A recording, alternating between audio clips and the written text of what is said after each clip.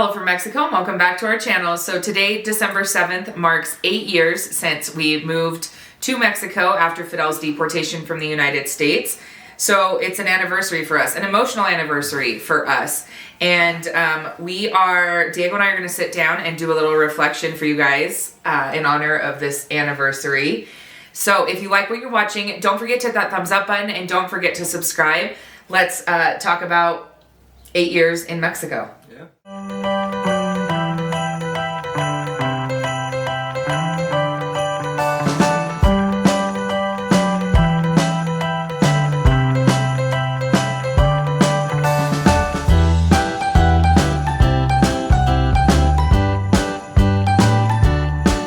So 8 years ago today, on December 7th, we made the move to Mexico to keep our family together.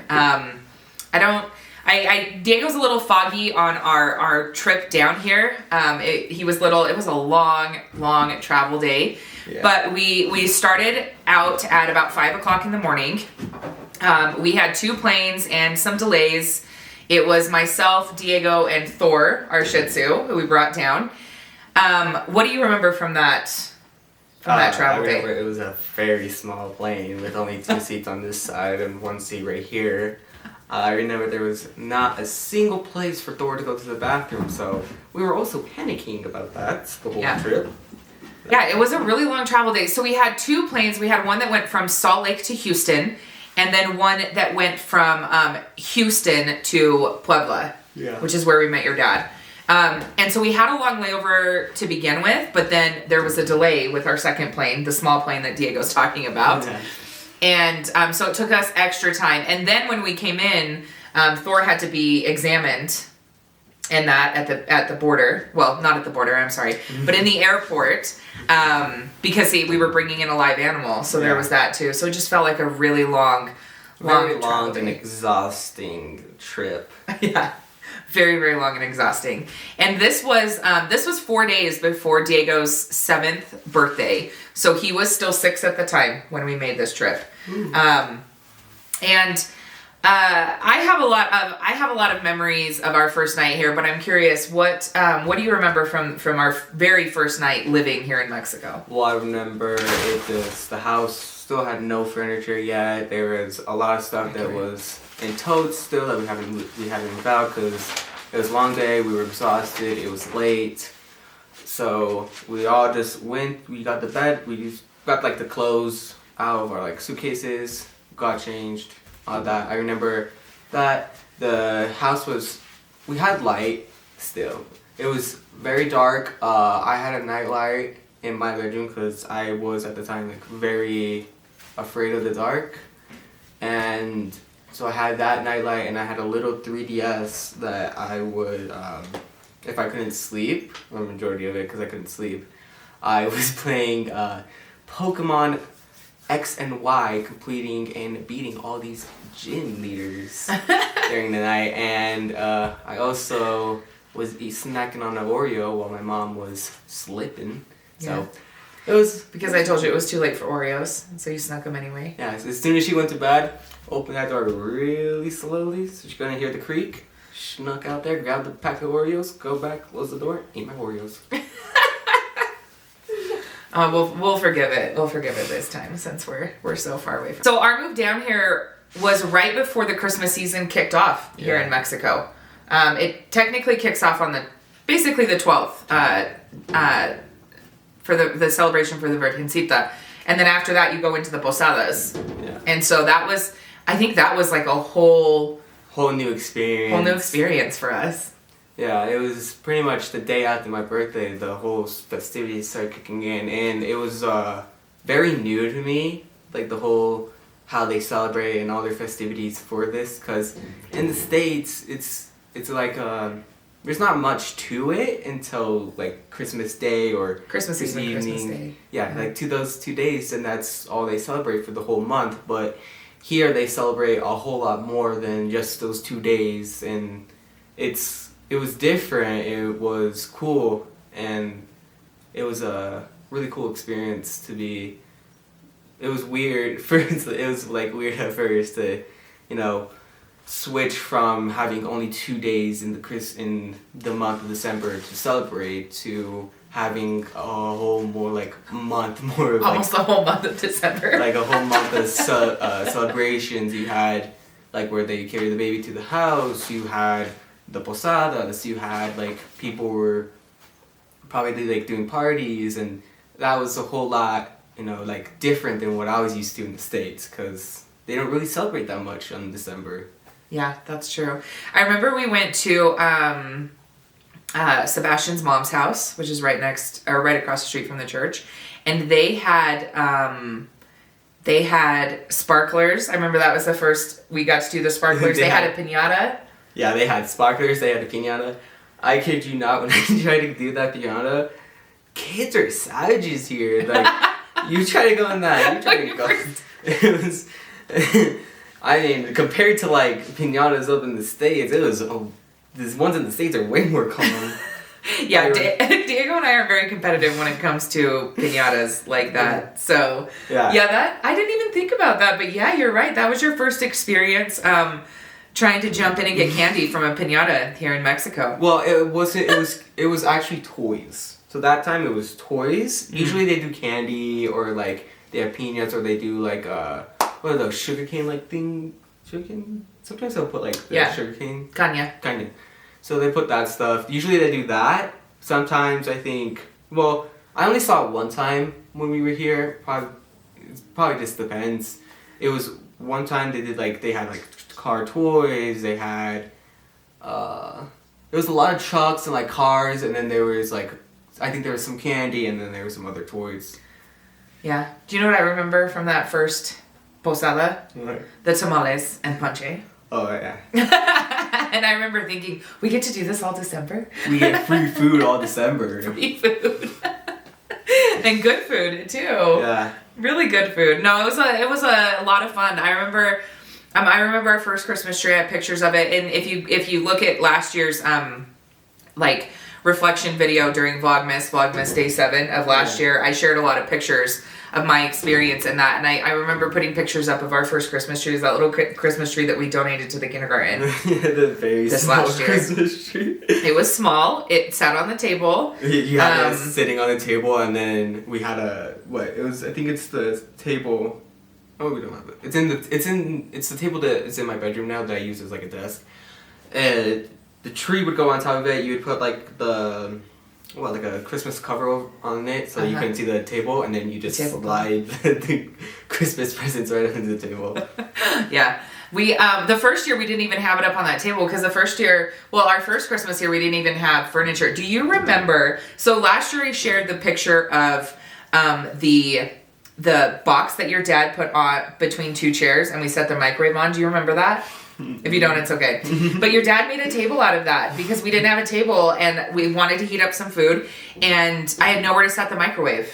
We did have some furniture, but it was either being like, we ordered it previously and we were waiting for people to come bring it to our house. Yep. Because you could do that. And then stuff that we had from the States that we were bringing over that still hadn't arrived. Yeah. So we didn't ship down a whole lot of furniture, but we did ship down some. Yeah. So it was not a ton, not as much. So we were living off of what we had at the time, so we had all boxes, chairs. We made it work though. It worked. Our little tiny refrigerator. I remember our little tiny refrigerator. It did really help though that my aunt was like right next to us, so we were able to borrow furniture if we needed, or I had like cousins that I could go hang out with. That's true.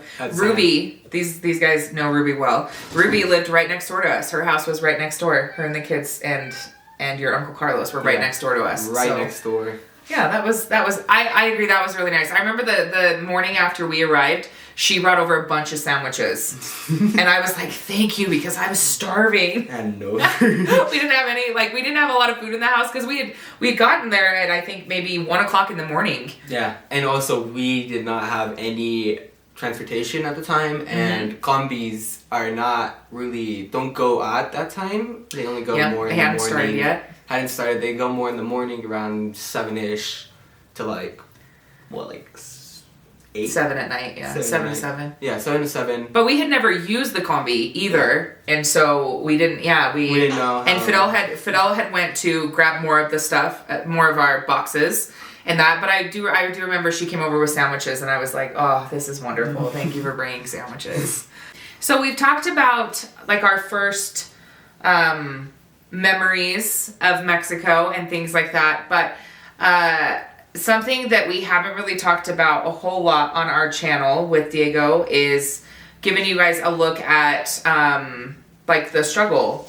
Yeah. Like what we struggled with. I've discussed it. I've discussed what I struggled with when I've done these kind of reflections, but we've never shared Diego's perspective on that. So today we're gonna also share Diego's perspective. So Diego, I guess my question for you is, what has been the hardest part of our move to Mexico and living here in Mexico for you? Well, first it's the language barrier I had. It was that, and I had, at the time when my dad got deported, I had like bad social anxiety, so I was really struggling to communicate, and that affected like trying to start conversations, trying to talk to new people, and it also didn't help when coming down here that I knew only a tiny bit of Spanish, so that for me was the hardest part, because it was really hard to adjust and get to the point where I'm at now, where I can speak to people. I still struggle with it, but now I'm a whole lot better at it. I can speak to people. I'm still kind of struggling in conversations, but like starting conversations and like that. But I feel like since that day I've improved a lot and got better with it, and yeah, that was really hard for me, and now I am in my comfort. When we first got here, I was not in my comfort zone. I was all over the place. Yeah, now, you were out of your comfort zone. I think everybody was, yeah. And now I am, and it feels a whole lot easier, and it just feels a whole lot off of my chest. Yeah, like a weight. A weight off of my chest, being able to, finally feel comfortable speaking about that. I never really wanted, the whole reason I never really spoke about it is because for me, my social anxiety is sorry about that, is a lot for me, and, speaking about it on the internet where there's a lot of negative people who, are very rude and like to talk about other people's struggles like it was their struggle, and belittle it, and I wasn't comfortable with doing that yet, because it affected me a lot. It wasn't easy to deal with and try and overcome, as it was a struggle, and I just didn't really feel comfortable with it. And now that I've now it's 8 years later, and I feel comfortable now to speak about it, since I feel like I've overcome it since the first day. Yeah. So for those of you that don't know, Diego shares on our platforms what Diego decides to share and chooses what he shares and doesn't share. There is a lot of trauma that happened when we went through what we went through as a family in the United States, when you went through what you went through, when your dad went through what he went through, when I went through what I went through. There's a lot of trauma attached to that, and it was hard on Diego. He was 6 at the time, and the anxiety thing definitely was. Both Fidel and I knew that was probably going to be the biggest hurdle for Diego when we moved down here. We had discussed it a lot with his counselor therapist that he had up there, and we've continued to work on it with him down here through those same means, because we don't think that, you know, seeing a therapist is a dirty word. But we have, I mean, we've went to therapy as a family, and we've done individual therapy as well. It's been part of our, you know, our journey down here. It's something that we're aware that trauma is there, but we definitely want everybody to heal. And I think as a mom, even though we knew that was going to be a hurdle, I think it was probably the hardest thing for me as a mom, because I couldn't fix it, and I couldn't take it away from you. You know, all I could do was help you through it, and do the best that I could at the same time while I was trying to adjust. You know, we were both trying to do it, and we were all readjusting as a family, and so there was a lot in those few couple months. But I remember seeing a huge change in you once you got out of the house and started making, you know, more friends, and that I think that was, you know, probably about a month into our move here. I know that you and we spent some time mourning our old life, and I think in ways we still mourn our old life in the U.S. But we also knew and agreed as a family that it was okay for us to mourn our old life, but we also needed to get out there and live our new life, and that was the only way that we were gonna I think succeed and be happy, was if we you know, put our all into it. And that's what we did. We had to just get out and do it. And so 8 years later, we got out and did it. And now we're where we are. You know, I feel like we're in a completely different place than what we were. I think that for me now, Mexico feels like home, and we feel very, very complete here, to me. I don't know, what are your thoughts on that? I feel the same. Yeah. Which is nice to hear as your mom. It's nice to hear as your mom, because I think as parents, you know, we all we want to do is do the best for our kids. That's all we want. And there wasn't any way for us to know if the decision that we were making was the best decision for Diego at the time, and we wouldn't fully know it until, you know, until later. We wouldn't know it until later. And I think every day I feel more and more like this was the best decision for our family. I felt it the first time that I saw Diego laugh with his whole body again after everything we went through, because it was something I hadn't seen the whole time that we were dealing with, you know, Fidel being incarcerated and then him going with ICE and things like that. It was something that I didn't see for a really long time in Diego. And then when we were here, it felt like I was watching him take like a breath of fresh air again. So, oh, sorry, I didn't mean to get so emotional. I apologize.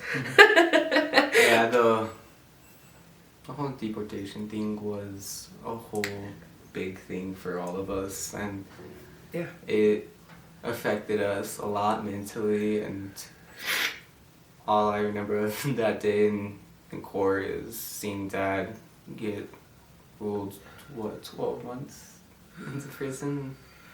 And it felt like it was new. I didn't know what to feel. It was weird not being able to go home and, you know, and have him come home, and that was a lot. And now thinking about it, it was a lot for me mentally, and it was a lot for me. And I was young. I was like 6 at the time, like you said, and I don't know, it just felt empty. It felt weird. Home didn't feel like home without your dad there, huh? That's how I felt. It just felt, I don't know how to explain it. It was a lot, and, you know, I didn't really feel happy anymore, and that changed when we moved here. I finally felt, you know, we were getting used to being here. Dad was finally with us again after the 12 months, and being able to actually hug him and see him, but not behind a glass where I can't really hug him or that, it was nice, and I just felt a whole lot happier. Yeah, I agree. It was nice I felt happier because I could see your happiness come back.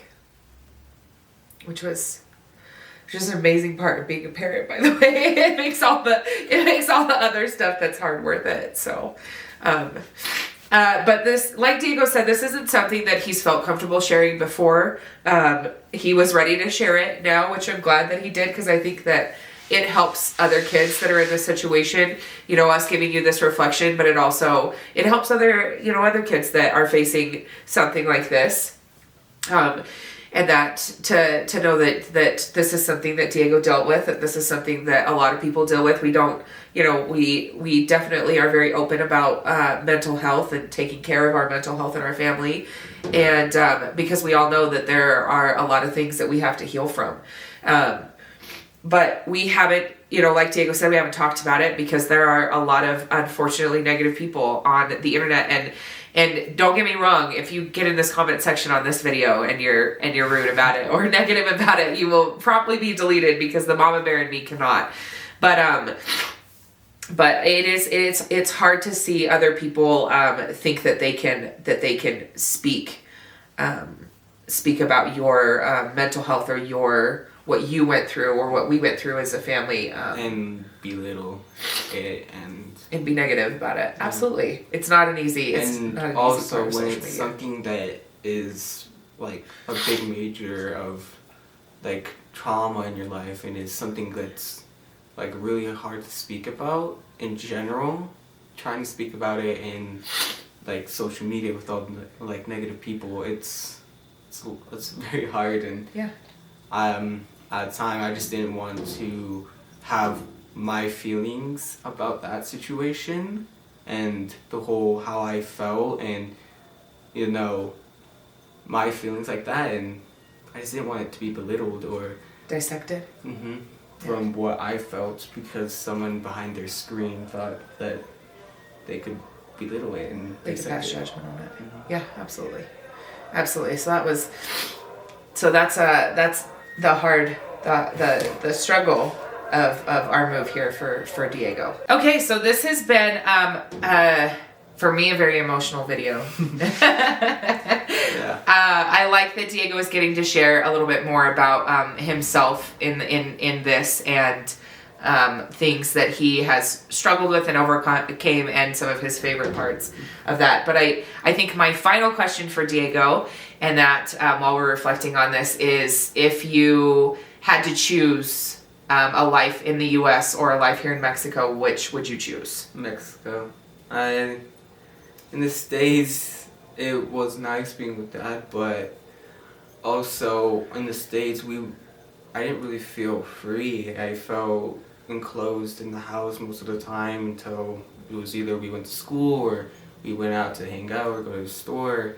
Here now I feel a lot more free. I feel like I can go and hang out and being where we were at in Utah where there's a lot of like cars and that you can't really go outside. We had a park. But yeah, you could go outside. We were in a big city and you were young and so there wasn't much I could do, but here I was able to do a lot more. I was able to go along the street without having to worry about cars. I was able to I mean, you still had to kind of worry about cars. But you didn't have to, we were in a small town. There was barely any cars passing by. You didn't really have to worry. You were able to just feel free and have fun and, enjoy the moment. Yeah. And I feel like that's a lot better than what we had in the States. Even though I do miss family. Of course we miss our family. I think that's a given. Miss family, but... Cheez-Its. But now, if we hadn't done this move, I would have never gotten 2 brothers, and, I probably would still be struggling with social anxiety. I'd still probably be struggling with, stuff, and also not being with my dad would probably be a lot on me mentally, and I'm glad that we did this move. Me too.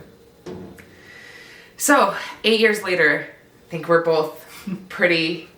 I think I speak for both of us when I say that we're happy that we did this move. We're glad that we did this move. I wouldn't change it. Would you change it?